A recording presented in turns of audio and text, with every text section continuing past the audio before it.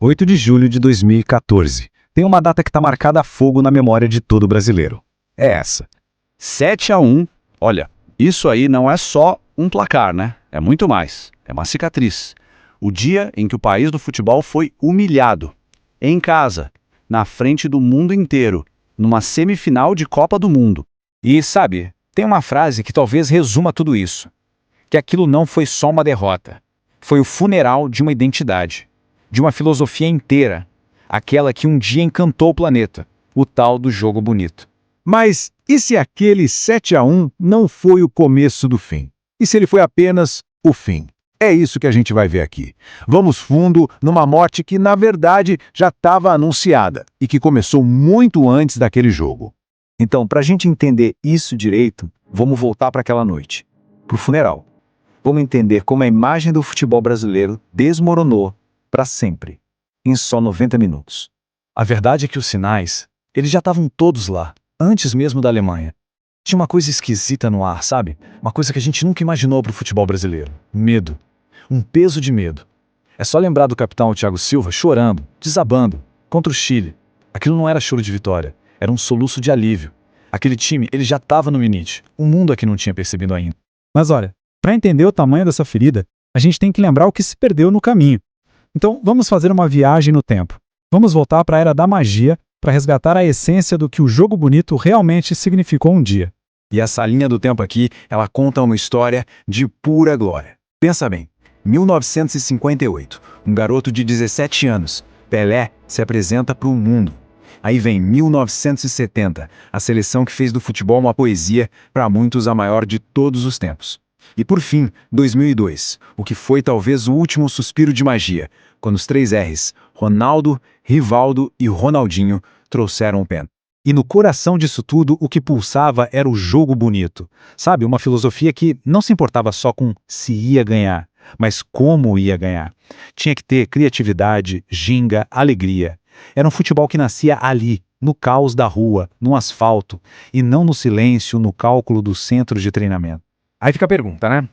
O que aconteceu? Como é que a gente saiu da magia para chegar na tragédia? Agora a gente vai fundo nas razões dessa queda, nessa morte lenta que veio bem antes do colapso final. E a primeira pista tá bem aqui. É uma verdadeira muralha. Pensa só. Desde o título de 2002, o Brasil foi eliminado de todas as Copas por uma seleção da Europa. França, Holanda, Alemanha, Bélgica, Croácia. São mais de 20 anos sem conseguir passar por um time europeu no mata-mata. Isso não é coincidência, gente. É um padrão. É um sintoma de um problema muito, mas muito maior. E quando a gente olha de perto, tudo aponta para 3 mudanças que foram fatais, 3 cortes bem fundos na alma do nosso futebol. Primeiro, a morte do futebol de rua. Segundo, a ida muito cedo dos nossos talentos para a Europa. E por último, essa obsessão por um novo tipo de jogador, mais físico. Vamos olhar cada um desses pontos. Vamos começar com a grande troca. O Brasil parou de formar artistas para formar atletas. Pensa assim, de um lado a gente tinha o caos criativo da rua, que criava mágicos. Do outro, a gente tem a ordem, a estrutura das academias, que produzem atletas. A gente deixou de formar inventores para começar a fabricar executores de tarefas. E isso já emenda no segundo ponto. Os jogadores indo para a Europa cedo demais. Olha só a diferença. Ronaldinho, Kaká, eles chegaram lá com 21 anos. O DNA brasileiro deles já estava formado, consolidado. Agora talentos como Vinícius Júnior ou Rodrigo, eles vão embora com 18.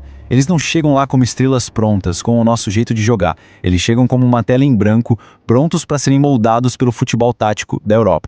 E o terceiro ponto está bem ali no coração do time, o meio-campo. Em 2002, o nosso meio-campo era o cérebro do time. Era Rivaldo, Ronaldinho, era pensamento, pausa, criação. Hoje nosso meio-campo virou um pulmão.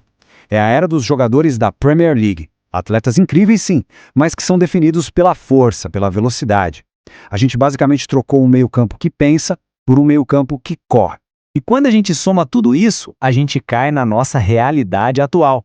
A parte final da nossa análise. A morte para sobreviver. Um paradoxo bem trágico do nosso futebol. Não faz muito tempo, teve uma tentativa quase desesperada de resgatar esse passado com o técnico Fernando Diniz. E acabou em desastre. A conclusão foi brutal, foi dura. Os jogadores de hoje, Eles simplesmente não falam mais a língua do jogo bonito. É como se o feitiço tivesse sido esquecido.